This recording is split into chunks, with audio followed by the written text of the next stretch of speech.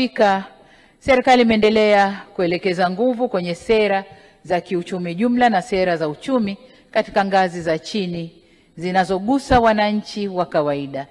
Ni wazi kuwa kazi hii haikuwa nyepesi wala rahisi kutokana na hali ya Uviko 19 na migogoro ya kikanda inayoendelea ambayo imepelekea uchumi wa dunia kutetereka. Ili kukabiliana na hali hii, serikali ilichukua hatua mbalimbali za kisera, kiutawala na uwekezaji ili kukuza uchumi wa nchi yetu. Ni wazi kuwa jitihada zetu zilizaa matunda. Ukuaji wa uchumi wa nchi yetu ulipanda kutoka wastani wa 3.9 mwaka 2021 hadi 5.5 mwaka 2024.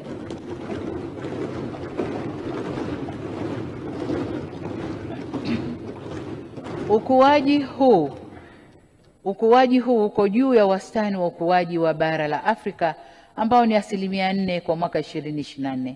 Aidha, wakati uchumi wa dunia unatarajiwa kukua kwa wastani wa 2.3 mwaka 2025, Shirika la Fedha Duniani linakadiria kuwa kasi ya ukuaji wa uchumi wa Tanzania mwaka huu 2025 utafikia 6%.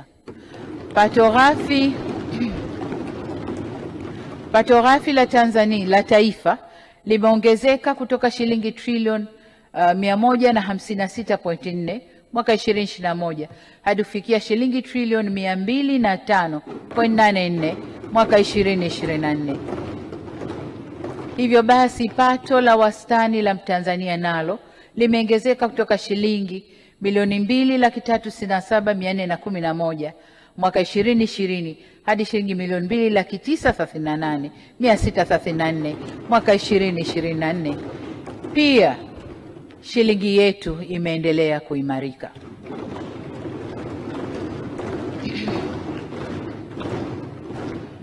Mheshimiwa Spika, kiashiria kingine muhimu cha utulivu wa uchumi ni mfumuko wa bei ambao uliendelea kuwa chini ya 5% kwa miaka yote minne.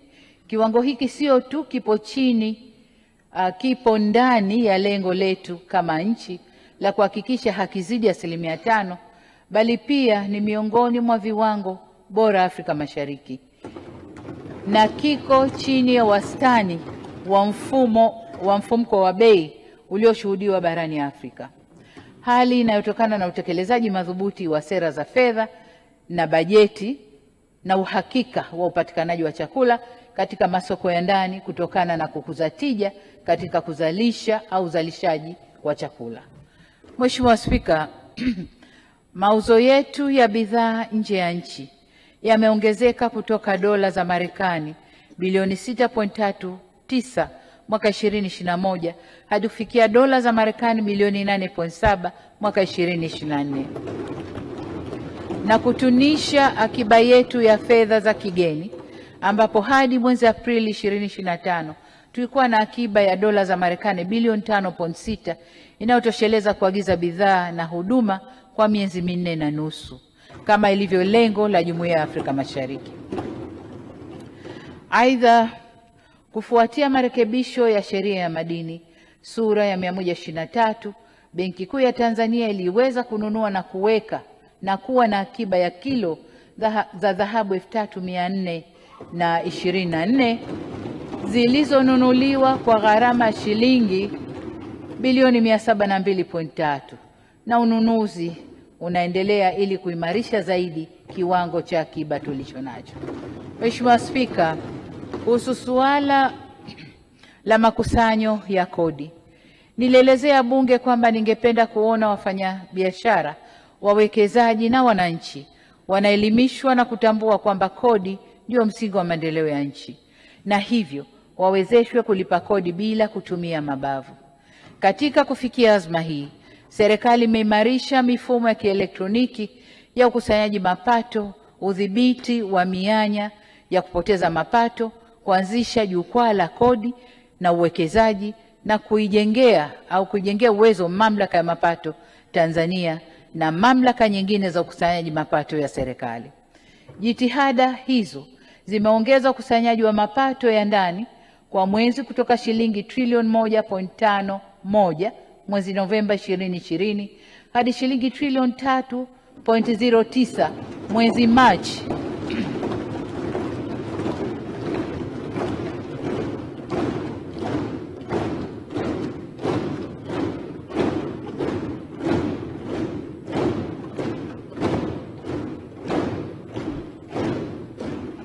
Nashukuru waheshimiwa wabunge.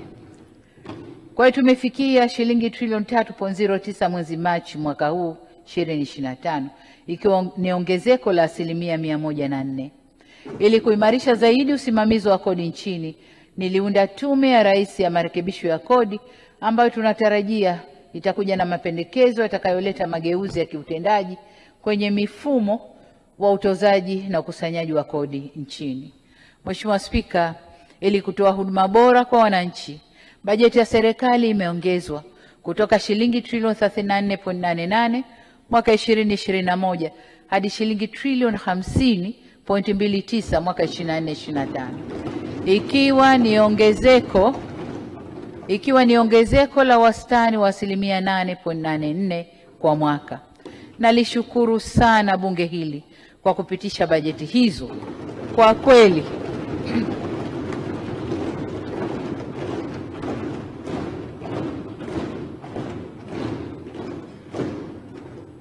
Kwa kweli bajeti zilizokuwa zikipitishwa na bunge hili zimekuwa kichocheo kikubwa cha maendeleo kwa kuboresha huduma za kijamii na kuwezesha utekelezaji wa miradi mbalimbali ya kimkakati.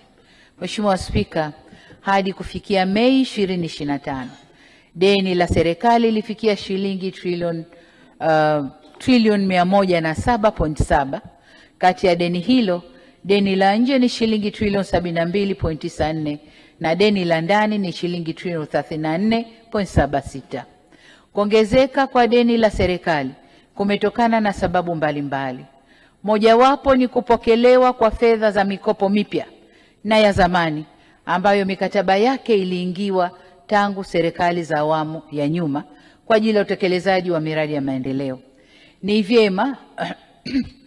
vyema tukafahamu kuwa mkopo unaweza kusainiwa leo, lakini fedha husika zikaanza kupokelewa baada ya maandalizi ya mradi kukamilika na mradi kuanza. Hivyo ili liwe deni au mkopo huo uingie kwenye deni la serikali, ni lazima serikali iwe imepokea fedha hizo, huduma au vifaa tulivyokubaliana. Hivyo ni vyema wananchi wakaelewa kuwa katika awamu ya 6, pamoja na kusaini mikopo mipya, lakini pia tumeendelea kupokea fedha za mikopo ambayo ilisainiwa katika vipindi tofauti na kuongeza kiasi cha deni la serikali. Kwa mfano, awamu ya 6 imepokea kiasi cha shilingi trilioni 11.3 ikiwa ni mikopo iliyosainiwa na awamu zilizopita. Sababu nyingine ongezeko la deni la nje ni kuimarika kwa dola ya Marekani dhidi ya shilingi ya Tanzania. Kwa mfano, mwezi Machi 2021, kiwango cha kubadilisha shilingi ya Tanzania dhidi ya dola za Marekani kilikuwa shilingi 2298.5, wakati mwezi Machi mwaka huu 25 kiwango hicho kilikuwa 2650. Hivyo endapo deni la serikali litatajwa kwa shilingi za Tanzania, ni lazima lionekane limeongezeka. Mathalan, kwa sasa deni limeongezeka kwa zaidi ya shilingi trilioni 3.9 kutokana na exchange rate. Hatua hii ya kushuka kwa thamani kwa shilingi dhidi ya dola ya Marekani isichukuliwe kama ni hatua hasi, bali ilikuwa ni hatua muhimu ya kukabiliana na mtikisiko wa uchumi wa dunia. Mheshimiwa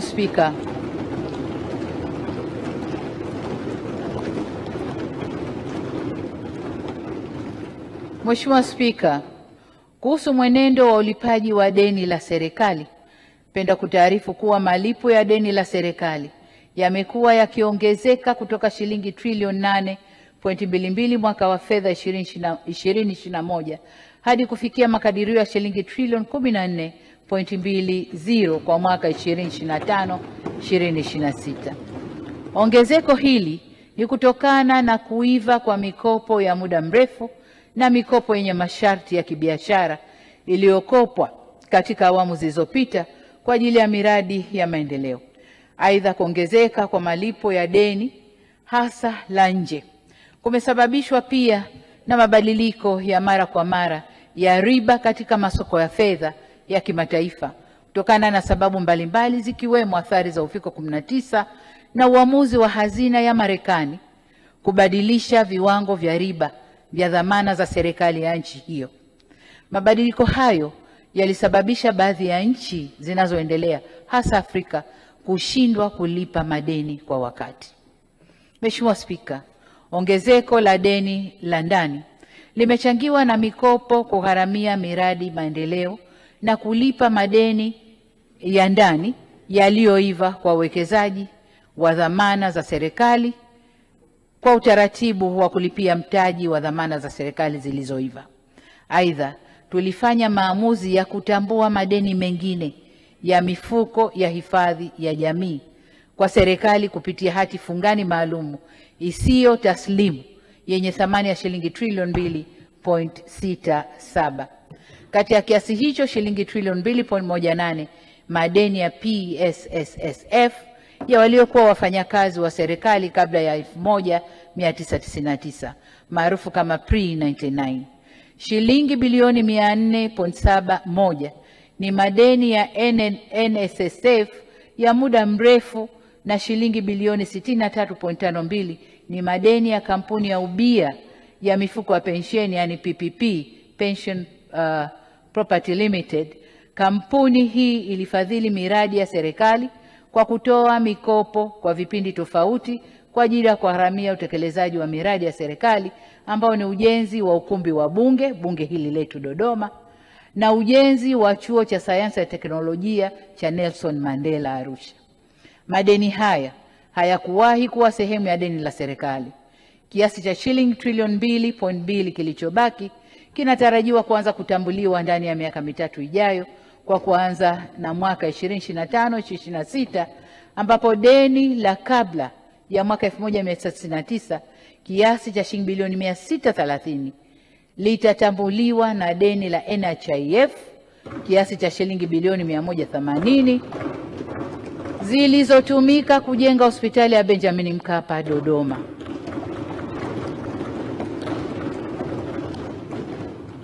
Lengo la hatua hizi ni kunusuru mifuko ya hifadhi ya jamii yenyewe,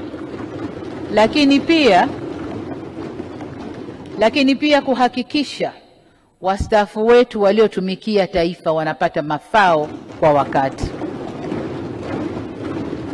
Kwa ujumla, tumeyatambua madeni haya na kuweka kwenye deni la serikali, deni la ndani, ili kutoa nafuu kwa mifuko yetu. Mheshimiwa Spika, nimeona niyaseme haya kwa urefu ili Watanzania waelewe kuhusu swala hili la deni la taifa ambalo hupotoshwa mara kwa mara. Aidha, niwahakikishie Watanzania kuwa serikali inaendelea kuchukua hatua kuhakikisha deni linaendelea kwa uhimilivu. Tutaendelea kuimarisha ukusanyaji wa mapato ya ndani ili kupunguza utegemezi wa mikopo katika ugharamiaji wa bajeti zetu.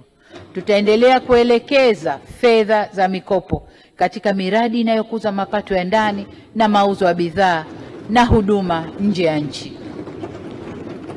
Tutaendelea kuhakikisha maafisa masuuli wanazingatia maandalizi ya msingi ya mradi kabla kuingia mikataba kwa mujibu wa sheria, kanuni na miongozo ikiwemo sheria ya mikopo, dhamana na misaada sura 134. Vile vile, tutaendelea kuimarisha ufuatiliaji na usimamizi wa miradi inayotekelezwa kwa mikopo ili kuhakikisha inaleta tija iliyokusudiwa. Mheshimiwa Spika, kwa upande wa nidhamu ya matumizi ya fedha na mali za serikali, tumeendelea kuelekeza nguvu zetu katika kupunguza matumizi yasiyo ya lazima, kuimarisha utaratibu wa manunuzi serikalini na ukaguzi wa hesabu za serikali. Kwa upande wa ununuzi wa bidhaa na huduma, tumehakikisha sheria ya mamlaka ya ununuzi wa umma inafanya kazi ipasavyo ili kuhakikisha kuwa kuna usimamizi thabiti wa sheria hiyo na kanuni zake. Mheshimiwa Spika, sote tunafahamu kwamba mipango si matumizi. Hivyo basi, katika kuimarisha matumizi sahihi ya fedha tunazozikusanya na kukopa, tuliunda tena tume ya mipango ili kuhakikisha mipango ya kisekta inafungamana na malengo ya kitaifa pamoja na rasilimali tulizonazo. Mheshimiwa Spika,